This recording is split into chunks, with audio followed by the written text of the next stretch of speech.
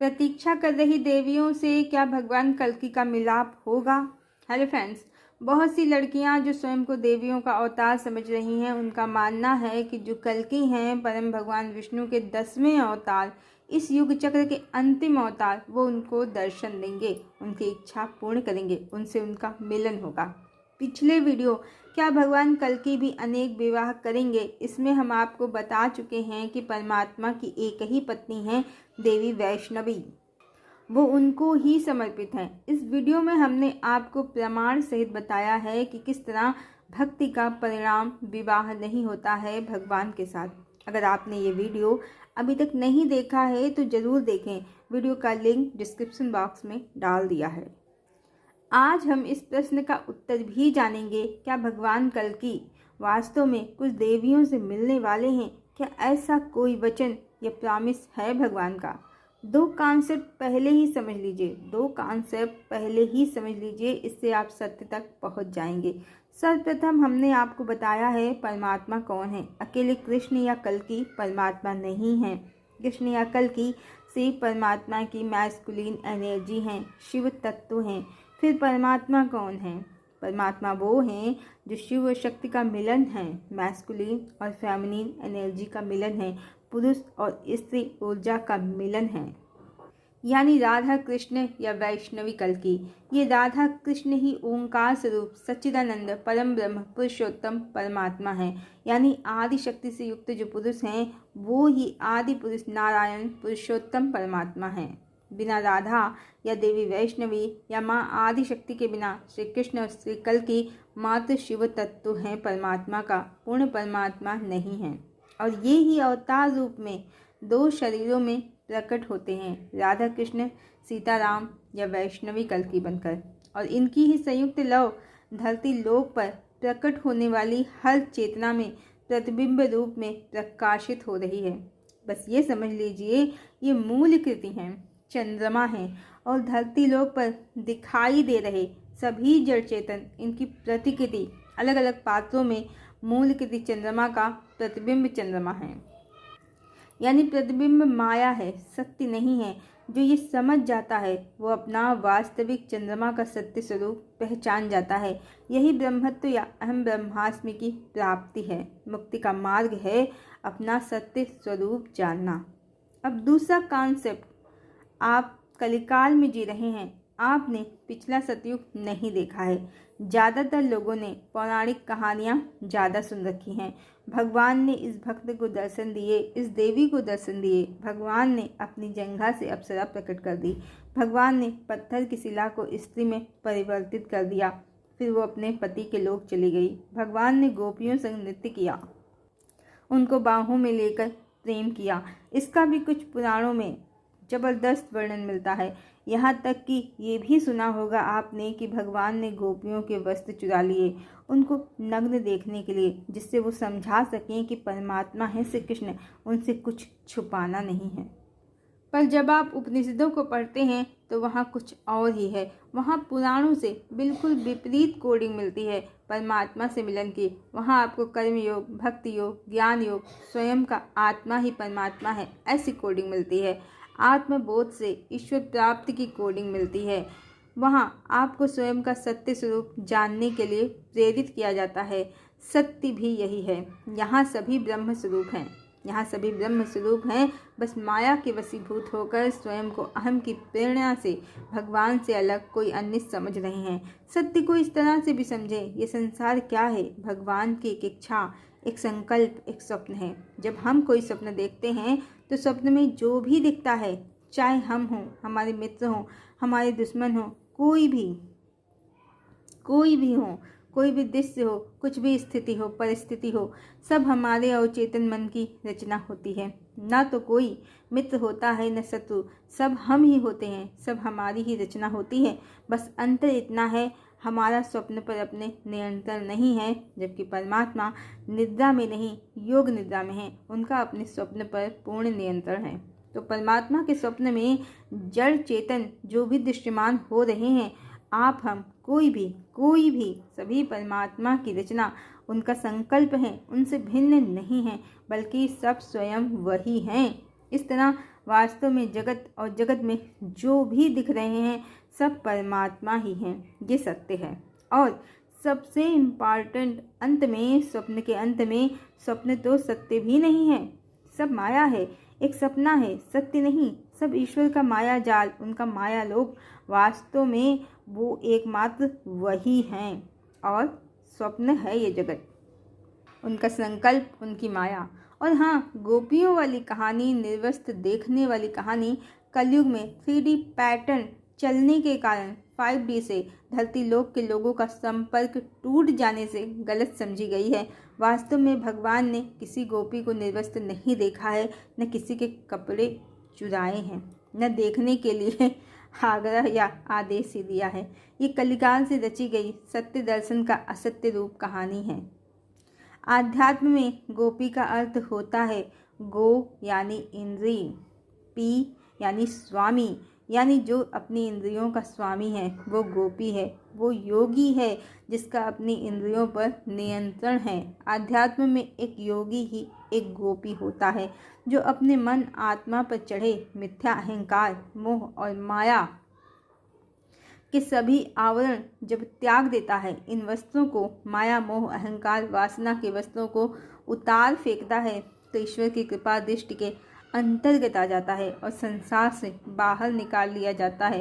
परमात्मा के द्वारा भवसागर से पार कर दिया जाता है। ये वास्तविक अर्थ है। और जब परमात्मा भी अवतार लेते हैं तो संसार के नियमों के अनुसार चलते हैं। राम पर स्त्री की छाया से भी दूर रहते हैं, उसको देखना तो दूर की बात है, और निर्वस्त्र देखना तो उनके लिए पाप ही है, कहना ही नहीं चाहिए ऐसी बात। तो हमने अभी आपको जो गोपियों की कहानी का अर्थ बताया है वही सही अर्थ है, ये वास्तविक अर्थ है। और कलिकाल में ज़्यादातर सात्विक कहानियों का तामसिक रूप चल रहा है। ज़्यादातर 5D के रहस्यों से भरी कहानियों को 3D के पैटर्न में बदल दिया गया है, जिससे मनुष्य मोहासक्त होकर भटक रहे हैं और भक्ति की भी गलत प्रैक्टिस कर रहे हैं। भगवान को जो भी समझ रहे हैं उल्टा उल्टा समझ रहे हैं। उनकी फेमिनाइन एनर्जी से अलग करके उनके मैस्कुलिन फॉर्म को परम भगवान समझ रहे हैं। उससे शादी, विवाह, रोमांस की कल्पना कर रहे हैं। मतलब सब उल्टा उल्टा कर रहे हैं और संसार में फंसे रह जा रहे हैं। कलिकाल में बढ़ती जनसंख्या का कारण ये भी है कि जीव मात्र आ रहे हैं, नए भी पुराने भी, पर सब जगत में ट्रैप हो रहे हैं कलिकाल के गलत पैटर्न के कारण, और मुक्त नहीं हो रहे हैं, मात्र आ रहे हैं, जा नहीं पा रहे हैं परम धाम को। अब सभी तो यहाँ परमात्मा की प्रतिकृति हैं, चाहे वो देवियाँ हों या देवता, और हम प्रवेश करने वाले हैं सतयुग में। तो कलिकाल की पुरानी कहानियों वाला, गोपियों वाला पैटर्न अब नहीं चलेगा। अवश्य ही परमात्मा अवतरित हैं। पर यह भी सत्य है, न दशरथ, न कैकेयी, न मंथरा, न रावण, न कोई भी नहीं जानता था कि राम भगवान हैं। तो भगवान तो सबके बीच में हैं, पर उनको कोई पहचानता ही कहाँ है।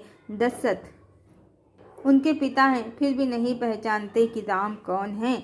दर्शन भौतिक शरीर का तो ऐसे ही होगा, कहते हैं ना जाने किस रूप में मिल जाए नारायण। तो हम सभी प्रवेश करने जा रहे हैं सतयुग में। कलयुगी ज्ञान नहीं चलेगा, ज्ञान चक्षु खोलने ही पड़ेंगे, आत्म जागृति करनी ही होगी, तभी परमात्मा मिलेंगे। सत्य इतना ही है कि यदि किसी ने वास्तव में आत्मबोध कर लिया तो वो जान जाएगा कि वो तो स्वयं ब्रह्म है, उसे स्वयं को ही पाना था, किसी अन्य को नहीं। वो स्वयं ईश्वर की चेतना है, ईश्वर से कोई अलग नहीं है, और ईश्वर कोई अलग व्यक्ति नहीं है जिन्हें पाना है, जिनसे मिलना है या जिनसे विवाह इत्यादि की कोई योजना बनानी है, बल्कि स्वयं की चेतना ही ईश्वर है, परमात्मा है। तो जब इस समय युग परिवर्तन की अमृत वेला चल रही है और हम सभी प्रवेश करने जा रहे हैं नए युग में, सतयुग में, डिवाइन एरा में, तो पौराणिक कहानियों वाले पैटर्न का समय समाप्त हो चुका है। हो सकता है जो परमात्मा भौतिक शरीर में प्रकट हुए हैं वो भी मनुष्यों को दर्शन दें, पर यह वैसे ही होगा जैसे दशरथ, कैकेयी या मंथरा और रावण के साथ है। सभी अपने कर्मों के फलस्वरूप ईश्वर से प्रेम या घृणा का संबंध स्वयं पालेंगे, पर कोई पहचानेगा नहीं। और भगवान आए हैं धरा पर सतयुग की स्थापना करने, देवी वैष्णवी की महिमा को धरा पर पुनः स्थापित करने, ईश्वर का सत्य स्वरूप धरा पर प्रकाशित करने, स्वयं का देवी वैष्णवी से संयुक्त अर्धनारीश्वर स्वरूप धरा पर स्थापित करने, ना कि किसी अन्य जीवात्मा रूपी देवी के साथ कोई भी सीन क्रिएट करने। देवी हों या देवता, जिन्हें भी मुक्ति का पथ चाहिए, परमात्मा के दर्शन मिलन की अभिलाषा है, उनको इस अवतार में तपस्या करनी होगी, आत्म जागृति करनी होगी, अपना सत्य स्वरूप स्वयं ही अपनी चेतना में जानना होगा, पाना होगा। और जो भी स्त्रियां स्वयं को गंगा, यमुना या सरस्वती कुछ भी समझ रही हैं, तो वो पौराणिक कथाओं को जो मात्र ज़्यादातर शिक्षा देने के लिए बनी हैं, जिनके अर्थ गहरे हैं, उनको एज इट इज़ वैसे ही ले लेने से, जैसे लिखी हैं वैसे ही समझ लेने से वो स्वयं को समझ रही हैं। उनका वास्तविक उद्देश्य और सत्य रहस्य उन स्त्रियों को, उन लड़कियों को नहीं पता है। पुरातन में वैदिक गुरुकुल परंपरा रही है ज्ञान के आदान प्रदान के, गुरु के द्वारा शिष्यों को, और जिसे सही प्रचार प्रसार हो रहा था समाज में कथाओं का, पर अब वो व्यवस्था टूट गई है। ज्ञान का वास्तविक स्वरूप खो गया है। मनुष्यों ने कहानियों को या तो 3D जगत की समझ से समझ लिया है, या फिर बहुत सी कहानियों को 3D के पैटर्न के हिसाब से बना लिया है, उसके अर्थ बदल लिए हैं। गंगा हो या यमुना हो या सरस्वती हो, सरस्वती ही क्यों ना हो, जो आज विलुप्त नदी की संज्ञा में है, सभी आदिशक्ति का ही भौतिक स्वरूप है, भौतिक रूप है। पृथ्वी पर कोई जीवात्मा नहीं, ना ही कोई अन्य देवी। स्वयं माँ आदिशक्ति, माँ भगवती ही जल रूप में गंगा हैं। तो जो लोग स्वयं को कोई भी देवी समझ रही हैं, ये उनका भ्रम है। एक गंगा हैं जो भगवान विष्णु के चरणों से निकलती हैं, एक जो शिव की जटाओं में निवास करती हैं। अज्ञानी कहते हैं कि गंगा शिव की दूसरी पत्नी है, और यही गंगा जाने कैसे भीष्म के पिता शांतनु की पत्नी बन गई हैं, और कृष्ण की किसी पत्नी को गंगा की उपमा दे दी गई है। शास्त्रों में घोर मिलावट है। भगवान विष्णु के चरणों से निकली गंगा वही हैं जो धरती लोक पर बह रही हैं, मनुष्यों के पापों को हर रही हैं। तो वो शिव की पत्नी कैसे हो सकती हैं? शिव की पत्नी गंगा शांतनु की पत्नी कैसे हो सकती हैं? उसी काल में द्वापर में ही शांतनु की पत्नी श्री कृष्ण की पत्नी कैसे बन गई? शास्त्रों में बहुत मिलावट है, पर सत्य पौराणिक कथाओं से अलग है। गंगा माँ आदिशक्ति, उन्हें पार्वती कहें या लक्ष्मी, दोनों एक ही हैं। जैसे हरि और हर में भेद नहीं है, एक ही सुप्रीम फ्लेम सारे जगत की रचयिता है। देवी गंगा माँ आदिशक्ति का ही भौतिक जल रूप हैं। धरती लोक पर कोई अन्य स्त्री नहीं है। माँ के ही स्वरूप को कोई अन्य देवी बताना, माँ की सौतन बताना, परमात्मा के अर्धनारीश्वर स्वरूप को खंडित करने का मात्र षड्यंत्र है, अन्य कुछ नहीं। स्वयं माँ देवी वैष्णवी के रूप में अवतरित हैं, वही सर्वस्व है परमेश्वर की। किसी अन्य देवी की कोई कामना पूर्ण करने इस बार परमात्मा नहीं आए हैं। किसी अन्य देवी की कोई कामना पूर्ण करके इस बार सतयुग को रोका नहीं जा सकता। असुरों की कामना जगदम्बिका के खंडन की कभी पूर्ण नहीं हो सकती। देखिए शास्त्रों में कितनी मिलावट है। सीता आदि शक्ति हैं और भूमि की पुत्री भी कही जाती हैं। सीता लक्ष्मी है, राम विष्णु हैं। पर कुछ कहते हैं दक्षिण भारत में कि विष्णु की एक और भी पत्नी है, भूदेवी। पर भूदेवी तो सीता की माँ है, तो क्या त्रेता में विष्णु की पत्नी भूदेवी राम की यानी विष्णु की ही सास बन गई हैं?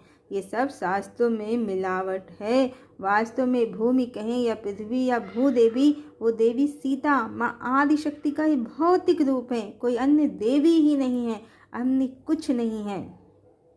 देवी सीता और भगवान राम कहें या राधा कृष्ण, बस यही सुप्रीम फ्लेम है, और इन्हीं की प्रतिकृति ये समस्त जगत दृश्यमान हो रहा है। उनके अतिरिक्त कोई अन्य है ही नहीं। इसको अगले वीडियो देवी वैष्णवी और भगवान कल्कि के गूढ़ रहस्यों में और अच्छे से एक्सप्लेन करेंगे। आज के लिए इतना ही। अब सतयुग में प्रवेश की तैयारी करनी है सबको, और उसके लिए शरीरधारी कल्कि को ढूंढने से कहीं ज़्यादा इम्पॉर्टेंट है स्वयं की चेतना को जागृत करना, स्वयं का सत्य जानना, अपना ब्रह्म स्वरूप जानना, जो वाकई सतयुग का आधार है। हरि ओम।